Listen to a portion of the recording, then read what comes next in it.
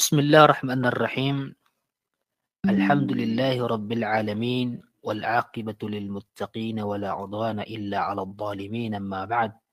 Assalamu alaikum warahmatullahi ta'ala wabarakatuh.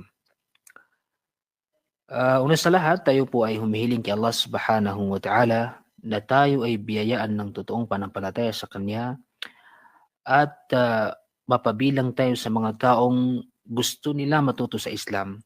Gusto nila malaman kung ano ang mga katuruan ng Allah Subhanahu wa Ta'ala at katuruan ng Propeta Sallallahu Alaihi Wasallam.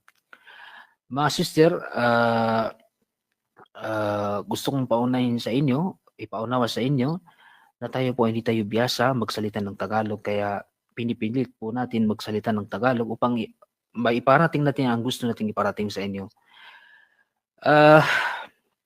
Ang ating topic ang patungkol sa kung ano ang dapat na tingnan sa isang babae na siya ay mapabilang sa mga babaeng salihah. Ito ay mga katangian. Pag nakita mo sa isang babae na malalaman mo na siya is kabilang sa mga babaeng matitinong babae o di kaya mga salihah, gumagawa ng mga ikatutuan ng Allah Subhanahu wa Ta'ala. Ang imratun salihah, babaeng manampalataya kay Allah Subhanahu wa Ta'ala, ay sinabi ng mga ating mga scholar na may mga katangian na dapat na maging o di kaya maging ano ba yun? Mga katangian na dapat makita sa isang babae upang tayo ay hindi magkamali, ng pagpili sa kung sino ang ating kakaibiganin, kung sino ang ating gustong makasama, dahil hindi lahat ng babae ito ay makakabigay sa atin ng mga mabubuting hindi lahat ng babae ay makakabuti sa atin. Hindi lahat ng kaibigan na babae makakabuti sa atin. Hindi lahat na asawa na babae makakabuti sa atin. Kaya mas mainam na ating malaman kung ano ba ang katangian na ito ay nakaayon sa katuruan ng Quran at katuruan ng Sunnah. Katuruan ng Quran at katuruan ng Sunnah. Ang imratun salihah, sabi ng mga ulama, ito daw ay naiiba sa kanyang kapwang babae dahil sa pagsunod sa kung ano ang mga aral ng Quran at aral ng Sunnah. Ang babaeng salihah, naiiba siya sa kanyang mga kapwang babae dahil ang imratun salihah, lahat ng kanyang mga katangian, lahat ng kanyang mga gawain, lahat ng kanyang pamamaraan sa pakikisama sa kanyang mga kaibigan, ay lahat niya tinitingnan sa Quran at sa Sunnah. Lahat niya tinitingnan kung ano ba ang nakapaloob sa Quran at nakapaloob sa Sunnah. Doon niya tinitingnan lahat ng kanyang mga gawain, lahat ng kanyang ginagawa, ay tinitingnan niyan muna kung ito ay nakaayon o di kaya nakapaloob ba sa Quran o nakapaloob sa Sunnah. Ang ibig sabihin, siya ay totoong sumusunod sa Quran at totoong sumusunod sa Sunnah. Kaya ang sabi ng mga ulama, isa sa mga kilala na katangian ng imra'atun salihah, babaeng matino o di kaya babaeng manampalataya kay Allah Subhanahu wa Ta'ala, ay itong sumusunod na ito. Sabi ng mga ulama, isa sa mga malaking kilalang sifat o di kaya kilalang katangian ng isang babae, na pag nakita mo ito sa isang babae, sabihin mo na itong babae na ito ay siya ay isang pinagkalooban ng Allah Subhanahu wa Ta'ala na magandang iman. Di kaya magandang panampalataya kay Allah Subhanahu wa Ta'ala. Isa sa mga katangian ng isang babae, ito po ay siya ay nananatili al-iltizam bi manhajillahi ta'ala wa syari'atihi. Siya ay nananatili sa katuruan ng Allah. Nananatili sa kung ano ang mga rules ng Allah Subhanahu wa Ta'ala na ibinigay niya na rules sa mga kamusliman, lalo na sa mga kababaihan. Dahil si Allah Subhanahu wa Ta'ala, ang kanyang manhaj, ang kanyang katuruan ay nandito yung kaligtasan natin sa mundo na ito, kapahamakan sa mundo at kapahamakan sa kabilang buhay. Kaya ang babaeng salihah, siya ay nananatili kung ano ang katuruan ng Allah Subhanahu wa Ta'ala. Nananatili kung ano ang sharia, kung ano ang mga rules ng Allah Subhanahu wa Ta'ala, kung anong batas ng Allah Subhanahu wa Ta'ala, doon lamang siya nananatili. Hindi siya kumukuha na kung anong rules na nanggagaling sa ibang sikta o di kaya ibang mga Diyos-Diyosan. Doon lamang siya nakabatay sa kung ano ang rules ng Allah Subhanahu wa Ta'ala, kung ano ang katuruan ng Allah Subhanahu wa Ta'ala. Bakit? Dahil ang isang babae na ito na naintindihan niya na ang rules ng Allah Subhanahu wa Ta'ala, ito lamang ang kaligtasan. Ito lamang ang kaligtasan sa kapahamakan sa mundo na ito at sa kabilang buhay. Kaya ang isang babae, ito ay dapat sumunod kung ano ang binigay sa kanya ng Allah Subhanahu wa Ta'ala na rules. Dahil ang babae, may mga rules na ibinigay sa kanya ng Allah Subhanahu wa Ta'ala. Kaya mas mainam sa isang babae pag-aralan niya ang Quran, pag-aralan niya ang Sunnah upang malaman niya kung ano ba ang binigay sa kanya na rules ni Allah Subhanahu wa Ta'ala. Ibinigay sa kanya na rules ni Allah Subhanahu wa Ta'ala, at pag nalaman niya ang mga rules na ito, dapat doon siya manatili. Dapat doon siya manatili. Huwag nang bumitaw kung ano ang rules na ibinigay sa kanya ni Allah Subhanahu wa Ta'ala. Pangalawa, sabi ng mga ulama, ang imratun salihah, mabuting babae, kanyang binibigyang pansin lahat ng kanyang hakbang na gagawin, dapat tinitingnan niya sa Quran. At siya ay binibigyan ng pansin na manatili kung ano ang totoong pagsunod sa mga utos ng Allah Subhanahu wa Ta'ala. Dahil ang isang babae, ang babae na ito, may kakaibang mga rules na ibinigay sa kanya ni Allah Subhanahu wa Ta'ala na wala sa lalaki. Kaya kanyang binibigyang pansin o di kaya gumagawa siya ng hakbang upang masunod ang mga rules ng Allah Subhanahu wa Ta'ala, masunod kung ano ang mga utos sa kanya ni Allah Subhanahu wa Ta'ala, at lalo na maiwasan niya kung ano ang pinagbawal sa kanya ni Allah Subhanahu wa Ta'ala. Kaya ang isang babae dapat kung may marinig siyang galing sa Quran, galing sa Sunnah, hadith ng Propeta sallallahu alaihi wasallam na ito ay isa sa mga rules na ibinigay sa isang babae, o di kaya galing sa Sunnah na itong rules na ito ay para sa mga babae, dapat mong gawin lahat upang yon ay yung masunod, at magawa mo ang lahat ng hakbang upang hindi ka mawalay sa rules na yon. Dahil yon ay kasama sa pagsunod sa kung ano ang utos ng Allah Subhanahu wa Ta'ala sa mga kababaihan, at pag-iwas sa kung ano ang ipinagbawal sa iyo ng Allah Subhanahu wa Ta'ala. Dahil ang isang babae, pag mawalay siya sa rules ng Allah Subhanahu wa Ta'ala, ay mahuhulog siya doon sa ipinagbabawal ng Allah Subhanahu wa Ta'ala. Dahil ang kababaihan, napakasensitibo ang kanyang kalagayan. Katulad ng mga kababaihan sa panahon ngayon, na sila ay humihiwalay kung ano ang rules ng Allah Subhanahu wa Ta'ala. Example, ang rules ng Allah Subhanahu wa Ta'ala sa kababaihan ay huwag magpakita ng aura.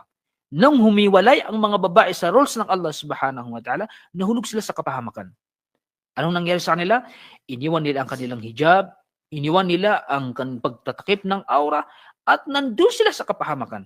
Nandun sila sa kapahamakan dahil sila ay nakagawa ng hindi maganda, nakagawa sila ng hindi ikinalulugod ng Allah Subhanahu wa Ta'ala, at nasira pa nila ang kanilang buhay. La hawla wala quwwata illa billah. Nakagawa sila ng haram.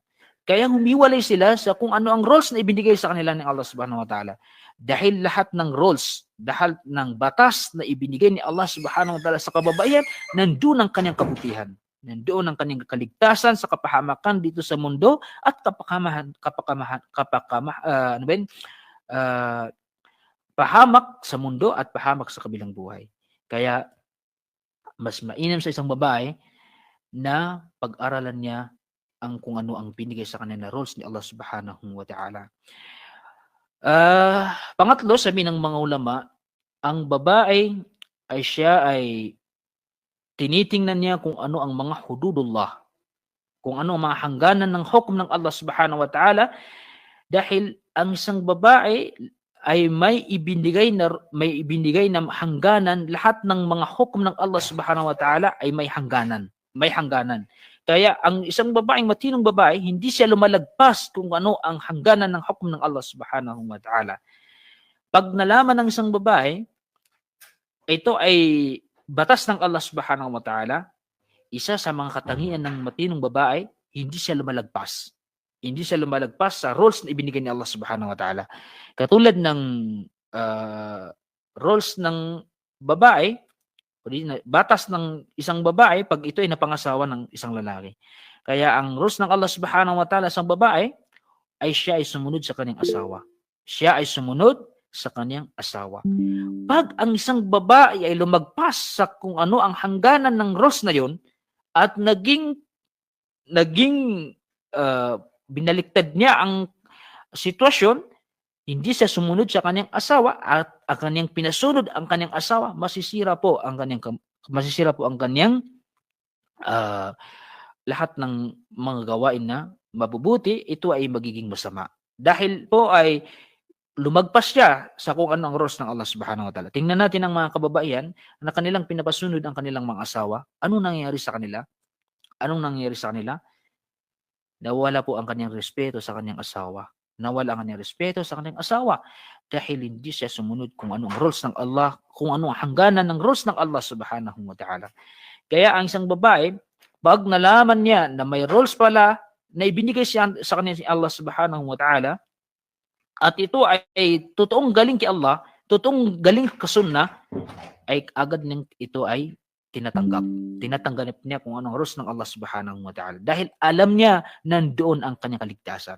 Dahil alam niya nandoon ang kanyang kaligtasan. Pag nakita mo sa babae ng ganitong babae, na kanyang agad tinatanggap kung anong rules na ibinigay sa kanya ng Allah subhanahu wa ta'ala, sabihin mo na itong babae na ito ay pinagkaaluban ni Allah subhanahu wa ta'ala na magandang panampalataya kay Allah subhanahu wa ta'ala.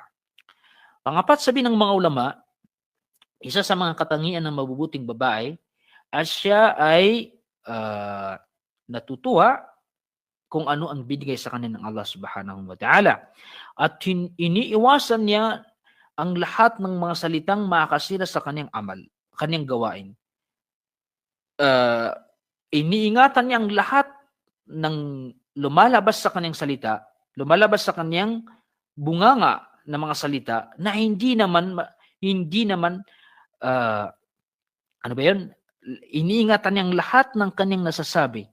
Iniingatan niya lahat ng kanyang nasasabi na hindi makapanirang puri sa kanyang kapwa. Ang ibig sabihin ng babae na ito, lahat ng kanyang salita ay binabantayan niya. Ito ba ay magandang salita o ito ba ay hindi magandang salita? Ito ba ay aking sasabihin ay makakasirang puri sa aking kapwa o hindi? Kaya iniiwasan niya ang pagsasabi ng kamuhian o di kaya magsabi ng hindi maganda, pagmumura sa kapwa upang hindi masira ang kanyang image. Kung hindi masira ang kanyang image dahil ang isang babae pag ito ay nagmumura, nagsasabi na hindi maganda, sasabi ng mga tao itong babae na ito hindi maganda ang kanyang pag-uugali. Kaya ang babaeng saliha ay kanyang iniingatan, paulit-ulit niya pinag-iisipan kung ano kanyang sasabihin. Kung ano yung sasabihin. Dahil ang babae, sabi ng mga ulama, ang isang tao pag nagsalita ito, doon mo makikita kung ano ang nakapaaloob sa kanyang puso. Ang babaeng ito, pag nagmumura ito, nagsasabi ng hindi maganda, sabihin mo hindi maganda ang kanyang saloobin. Hindi maganda ang kanyang saloobin. Dahil ang babae, nasasabi niya kung ano nasa loobin niya. Pag ang babae ito ay nagmumura, nagsasalita ng hindi maganda, sabihin mo, ang babae na ito ay hindi maganda ang kanyang saloobin. Kaya, isa sa mga katangian ng babae, saliha, o di kaya manampalatayang babae kay Allah subhanahu wa ta'ala, palagi niyang binabantayan ang kanyang mga salita. Paulit-ulit niyang binabantayan ang kanyang salita bago niyang itong bitawan. Lalo na sa pakikitungo natin sa ating mga asawa, sa ating mga anak, sa ating mga kapatid, sa ating mga kaibigan. Dahil minsan ang tao ay nakakapagsalita ng salita na pagkakaalam nito ay ito ay salitang maganda, pero hindi pala maganda sa kanyang kapwa. Hindi pala maganda sa kanyang kaibigan, sa kanyang anak, sa kanyang magulang. Kaya bago tayo bumitaw ng salita, pag-isipan muna natin, ito ba ay maganda o kaya hindi ito maganda. Panglima, sabi ng mga ulama, na isa sa mga katangian ng babae ay yung binabantayan ng babae ang kanyang puri. Binabantayan ng babae ang kanyang puri. Katulad ng kanyang manatili sa kanya ang pagiging malinis na babae at hindi maruming babae. Ang ibig sabihin, umiiwas siya sa mga haram. Lalo na sa mga pakikipagrelasyon sa hindi mo mahram. Dapat po iwasan ito upang hindi masira ang iyong puri. Hindi masira ang iyong puri. Dahil ito ay kung gaano ka nakikipagrelasyon sa hindi mo mahram, ganun din bumababa ang iyong puri. Ganun din bumababa ang iyong puri tingin sa iyong sarili. Dahil ang babae na ito, pinangalagan ng Islam, binigyan ng Allah Subhanahu wa Ta'ala ng mga roles upang makaiwas sa kapahamakan dito sa mundo at sa kabilang buhay. At upang pangalagahan ang kanyang puri at hinaharam sa kanya ni Allah Subhanahu wa Ta'ala ang pagkikipag-koneksyon, relasyon sa hindi niya mahram. Kaya isa sa mga problema sa ating panahon ngayon ay yung mga kababaihan na open sa kanila ang lahat ng mga wasila, lahat ng mga daan upang makipagrelasyon sa hindi nila mahram. Kaya karamihan sa mga kababaihan ngayon ay lalong bumaba ang kanilang puri. La hawla wala quwwata illa billah. Sana ay layo tayo ng Allah Subhanahu wa Ta'ala sa mga ganung gawain. Kama annaha tajtanib mawatin ash-shubuhat hirsan ala sum'atiha wa suratiha fi mujtama'iha. Ito ang isa sa mga magandang tingnan sa isang babae. Ang babaeng saliha, umiiwas siya sa lahat ng mga ano ba yun? Umiiwas siya sa lahat ng mga gawain o di kaya lugar na magkakaroon ng syubha. Ang ibig sabihin, umiiwas siya sa mga lugar na ginagawa doon ay hindi maganda. Katulad, example, mga lugar nandoon ang pagsagawa ng pagkanta, mga lugar na ginagawa doon ang pagsasayaw, mga lugar na ginagawa doon ang pagdidisco upang mga ibang haram. Ang babaeng ito, hindi siya gagawa ng haram, pero pumunta sa lugar na doon ginagawa ang haram. Kaya, isipin ng mga tao na ikaw ay gumawa ng haram. Kaya isipin ng tao, kasama ka doon sa gumagawa ng haram. Kaya ang isang babaeng ito, matinong babae, umiiwas siya sa lahat ng mga lugar o di kaya mga gawain na ito ay syubha. O di kaya pag-isipan siya ng mga tao na hindi maganda. Kaya katulad ng mga online, katulad ng TikTok, nandoon ang mga babae nag-uusap na hindi maganda ang kanilang mga usapan, kaya umiwas na lang doon. Umiwas siya sa mga ganun. Hindi siya gumagamit ng TikTok upang hindi siya pag-isipan ng mga tao na kasama doon sa mga taong nakipag-usap sa hindi nila mga mga mahram. Parang nasa bahay lang sila, nag-uusap sila, lahat open ang kanilang mga salita, ito man ay haram o hindi haram. Kaya ang isa sa mga katangian ng babaeng, matinong babae, umiiwas siya doon sa mga lugar o di kaya mga gawain na pag napasama siya doon ay pag-isipan ng mga tao na hindi maganda. Kahit hindi siya gumagawa ng mga haram, pero pag-isipan ka pa rin ng mga tao na hindi maganda. Kaya ang matinong babae, umiiwas siya doon para walang issue. Isa sa mga katangian ng babae, ito rin ay dapat nating tandaan, al-hirs ala al-hijab al-syar'i. Yung ingatan mo ang yung hijab al-syar'i. Ang pagtatakip ng aura na ipinag-utos ng Allah Subhanahu wa Ta'ala sa iyo. Dapat iwasan ito. Dapat iwasan ng isang babae na tanggalin ang kanyang hijab. At siya ay gumawa ng hakbang upang patibayin ang kanyang hijab. upang patibayin ang kanyang hijab dahil ito ay pinag-utos ng Allah subhanahu wa ta'ala sa kanya. At manatili sa kanyang hijab. Manatili sa kanyang hijab. Dahil ang pagtatakip ng hijab na ito ay magkakaroon ka ng pagsubok. Lahat ng pagsasagawa ng kabutihan, susubukin na tayo ng Allah subhanahu wa ta'ala. Susubukin ng Allah subhanahu wa ta'ala sa iyong hijab. Ipapakita sa iyo ng Allah subhanahu wa ta'ala ng mga taong walang hijab kung gaano sila nakakaakit sa mga kalalakihan, at isipin mo na rin na bakit nakatago aking kagandahan. Bakit nakatago aking kagandahan? Dapat ko ilantad sa mga tao. Ito po ay isa sa mga hindi magandang ipinapaisip sa iyo ng syaitan upang iwan mo ang iyong hijab. O di kaya, susubukin nga ng Allah subhanahu wa ta'ala ng init. Mainit ang panahon, kaya isipin mo, bakit hindi ko tanggalin aking hijab para makaranas naman ng magandang hangin. Ito po ay susubukin ng Allah subhanahu wa ta'ala. Pero ang magandang babae, mabuting babae, kanyang pinipilit pa rin ang panatiliin ng kanyang hijab kahit anong pagsubok. Mashallah, kung magkaroon tayo ng ganitong pananampalataya kay Allah subhanahu wa ta'ala, ay talagang biniyayaan ka ng Allah subhanahu wa ta'ala ng magandang pananampalataya sa kanya. Susubukin ka rin sa iyong pag-aaral. Minsan may mga activities sa inyong school na magkakaroon na pipilitin ka ng iyong teacher na iwan ang iyong hijab.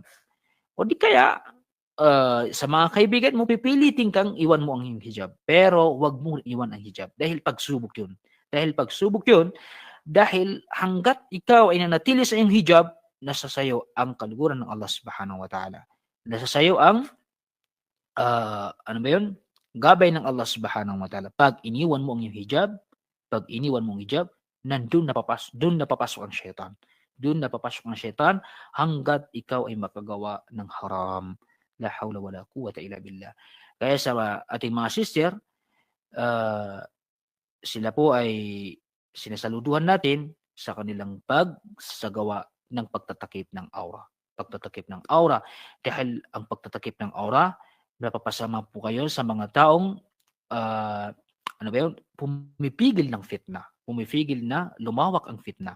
Hanggat dumadami ang mga babaeng nagtatakip ng aura, ganun din nawawala ang fitna. Hanggat naman ang mga babae, kanilang iniiwan ang kanilang hijab, kayo po ay nakakatulong upang lumaganap ang fitna. La hawla wala quwwata illa billah. Isa sa mga katangian ng babae ay hifdul asrar, yung marunong siya tumago ng sikreto. May mga sikreto na hindi dapat ibunyag sa mga tao. Lalo na ang sikreto ng mag-asawa, lalo na sikreto ng pamilya, wag po niyong ibunyag sa mga tao.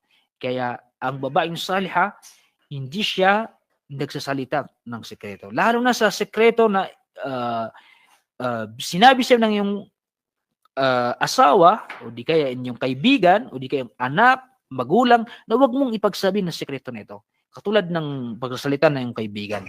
Pag sinabi ng iyong kaibigan, ang sikreto nito hindi pwedeng sabihin, wag mong pagsabi. Dahil pag ito ay pinagsabi mo, isa ka sa hindi magandang babae. O di kaya, isa ka sa mga munafik.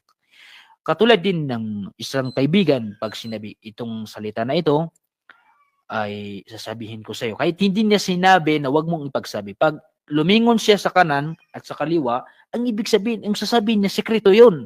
Wag mong ipagsabi. Kaya wag mong ipagsabi. Dahil isa sa mga katangian ng babae, na mabuting babae, ay marunong tumago ng sekreto. Lalo ng sekreto ng kanilang asawa. Dahil ang babae, minsan, nakakapagsabi ng kanyang sekreto sa kanyang mga kaibigan patungkol sa kanyang asawa. Kung ano man ang kamalian ng iyong asawa, doon mo ipaubaya kay Allah subhanahu wa ta'ala. At sabihin mo kay Allah hilingin mo kay Allah subhanahu wa ta'ala na siya ay baguhin ang kanyang ugali.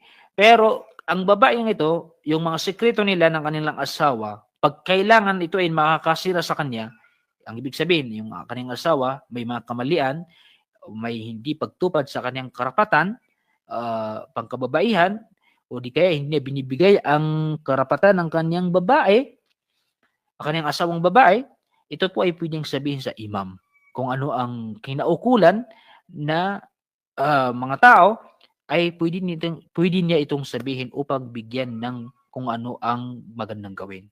Pero kung ito ikukwento mo sa mga kaibigan mo, sa mga tao, ito po ay hindi pwede. Ito po ay pinagbabawal. Ito po ay ipinagbabawal. Isa rin sa magandang ugali ng isang babae, iniiwan niya ang maraming pagsasalita. Hindi siya nagsasalita ng marami. Dahil ang pagsasalita ng marami, doon po ang kamalian. Kung gaano karami ang iyong salita, ganun din karami ang iyong kamalian. La hawla wala quwwata illa billah. Kaya ang mabuting babae, siya po ay umiiwas sa maraming salita. Hindi marami ang kanyang pananalita. Hindi marami ang kanyang pakikipag-usap. Dahil doon siya ano ba yun, doon niya nilalaan ang kanyang oras sa pagbabasa ng Quran, pagbabasa ng kitab, pagbabasa ng mga aral sa Quran at Sunnah at pagdidikr. Doon niya dinadamihan ang kanyang salita. Pero sa pakipag-uusap, pagkukwento, hindi po marami ang kanyang salita. Dahil alam niya lahat ng sinasabi natin ay sinusulat po yan. Sinusulat. Kung gaano ang karami ang iyong salita, doon din karami ang iyong kamalian. Kaya ang babaeng saliha ay doon niya dinaramihan ng kanyang salita sa pagbabasa ng Quran at pagbabasa ng hadith, pagdidikr, pag-alala kay Allah subhanahu wa ta'ala. Isa rin sa mga katangian ng babae, magandang katangian ng imratun saliha, kanyang ginagawa ng paraan na makahanap ng mga kaibigan na katulad niyang saliha. Hindi basta kumukuha ng kaibigan kung wala sa katangian niya ang mabuting babae. Kaya umiwas tayo na kumuha ng mga kaibigan na wala namang pananampalataya kay Allah subhanahu wa ta'ala. Dahil kung makipagkaibigan tayo sa walang pananampalataya kay Allah subhanahu wa ta'ala, baka maging katulad natin sila. Kaya ang babaeng saliha, hinahanap niya ang mga katulad niyang babaeng saliha upang sila ay pagtulungan upang mas tumibay pa ang kanyang pagsunod sa Quran at Sunnah kung ano ang mga rules na ibinigay sa kanila ni Allah subhanahu wa ta'ala. Kaya kayong mga kababaihan, mga sister, ang hanapin niyo yung mga babaeng katulad niyo, ginugusto nila manatili sa Quran, katuruan ng Sunnah, at katuruan ng mga sahaba upang kayo ay hindi mawalay sa katuruan ng Allah subhanahu wa ta'ala. At lalo na sa mga kababaihan na kanilang pinapangalagahan ng kanilang hijab, pinapangalagahan ng kanilang puri, doon kayo makipagkaibigan. Lalo na sa panahon ngayon, lumaki ang fitna. May mga kababaihan na hindi na pinapangalagahan ng kanilang sarili, huwag po kayong magipagkaibigan doon. Dahil ang syaitan ay kasama nila. At baka kayo ay makuha pa ng syaitan. La hawla wala quwwata illa billah. Lalo na sa panahon ngayon na ang mga kababaihan ay parang ginagawa ng paraan ng mga kufar. Gumagawa ng hakbang ang mga kufar kung papaano alisin ng hijab ng isang babae. Kung papaano palapitin ng mga babae sa haram. Gumagawa po ang mga kufar ng pamamaraan. Papaano alisin ang hijab ng babae, papaano bawala ang puri ng isang babae. Bakit? Dahil pag nasira ang mga kababaihan, doon po masisira ang mga kalalakihan. Kaya ang tinitingnan ng mga kufar ngayon kung papaano sirain ang mga kababaihan ng mga kamusliman para masira ang mga kalalakihan at masira ang kanilang pananampalataya. Kaya huwag kayong maging isa sa mga dahilan upang masira ang pananampalataya ng mga kalalakihan. Dahil pag nasira ang pananampalataya ng mga kalalakihan, talaga na po ang zina sa ating panahon. Kaya huwag po kayong gumawa ng hakbang na kayo ay maging dahilan upang masira ang respeto ng mga kalalakihan sa mga kababaihan. Kaya kayo po ay magtakip ng aura, kayo po ay manatili sa inyong hijab at magsabr. Dahil sa katangian ng mga kababaihan, sabi ng mga ulama, ay ang as-sabr inda shada'id. Falmar'a as-salihah tasbir alal ayyami as-sa'ba. Ang babae na ito ay siya ay nagtitimpi o di kaya nagtitiis sa hamon ng buhay, Kung ito man ay hamon ng buhay, hamon sa kanyang relihiyon, hamon sa kanyang hijab, hamon sa pagsunod kay Allah subhanahu wa ta'ala, hamon sa pagsagawa ng haram. Ito po ay nagtitiis. Hindi siya nagsasagawa ng haram, nagtitiis siya kahit kanu pa sa kanyang sarili, naisip niya na maganda ang gawain na ito, pero haram, pero tinitiis niya pa rin. Nagtitiis siya sa pagsunod sa mga utos ng Allah subhanahu wa ta'ala, kahit alam niya na ito ay mahirap, pero nagtitiis pa rin. Nagtitiis sa kanyang hijab, kahit alam niya na ito ay mahirap, nagtitiis pa rin sa kanyang hijab. Ito po ay isa sa mga katangian ng isang magandang babae. Dapat nating tingnan sa isang babae na sa kanya ang mga katangian na ito. Pag nasayo ang katangian na ito, isipin mo, ikaw ay binayaan ng Allah subhanahu wa ta'ala na magandang pananampalataya sa Allah subhanahu wa ta'ala. Ang panghuli, ang isang babaeng matinong babae, kanyang tinuturuan ng kanyang mga anak na upang isabuhay ang Islam. Pag makita mo ang isang babae na pilit niyang tinuturuan ng kanyang mga anak ng katuruan ng Islam, isabuhay ang Islam, ay ito po ay sabihin mo, ang babae na ito may magandang puso, may magandang pananampalataya kay Allah subhanahu wa ta'ala at binigyan ng Allah subhanahu wa ta'ala ng katuruan sa Islam.